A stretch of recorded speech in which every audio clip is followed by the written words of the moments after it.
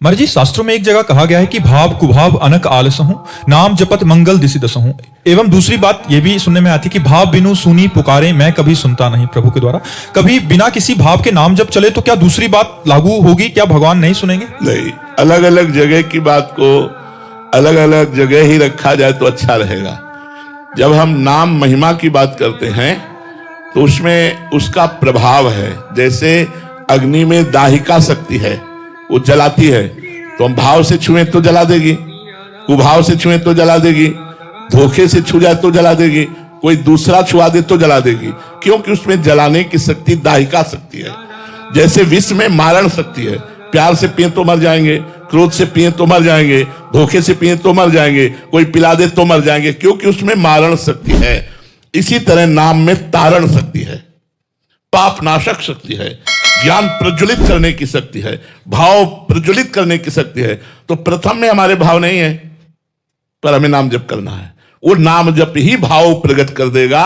जिस भाव भरी पुकार को भगवान सुनते हैं वो नाम जप ही कर देगा। इसलिए भाव कुभाव अनख आलसहु, नाम जपत मंगल दिशि दसहु, दसों दिशाओं में मंगल हो जाएगा। तुम नाम जपना शुरू करो, एक दिन नाम भाव से जपने लगोगे और वो भगवान सुनेंगे और भगवान आपको साक्षात दर्शन देंगे।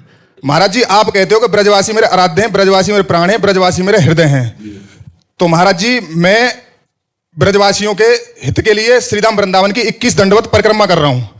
मेरा उद्देश्य है ब्रज क्षेत्र मांस मदिरा से मुक्त हो जाए। इसके लिए मैं कर रहा हूं 11 दंडवत पूर्ण कर चुका हूं भगवान की कृपा से, एक एक कर। इसके बाद मुझे 10 दंडवत और करनी है, 9 जल फल के साथ और आखिर वाली 1 जल के साथ।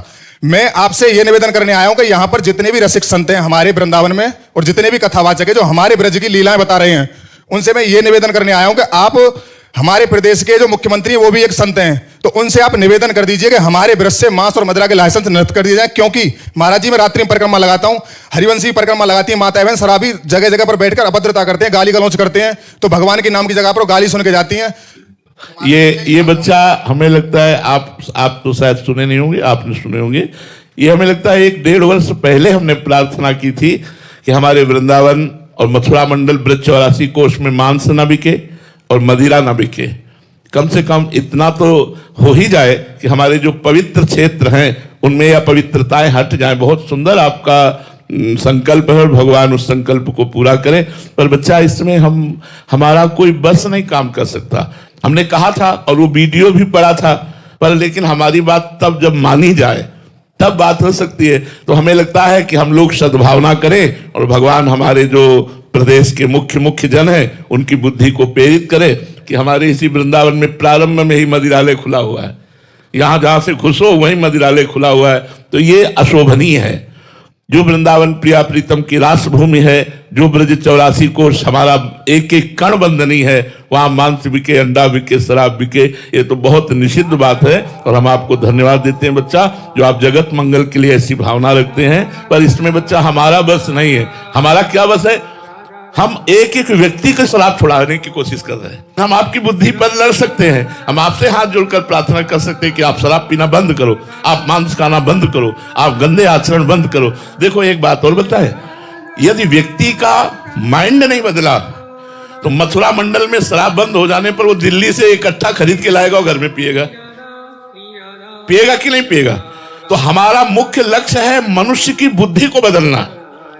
अगर मनुष्य का माइंड बदल गया और वो भगत हो गया, कितने ऐसे भाई लोग हैं इसी में बैठे हुए जो पहले पीते थे और सत्संग सुनने के बाद छोड़ दिए।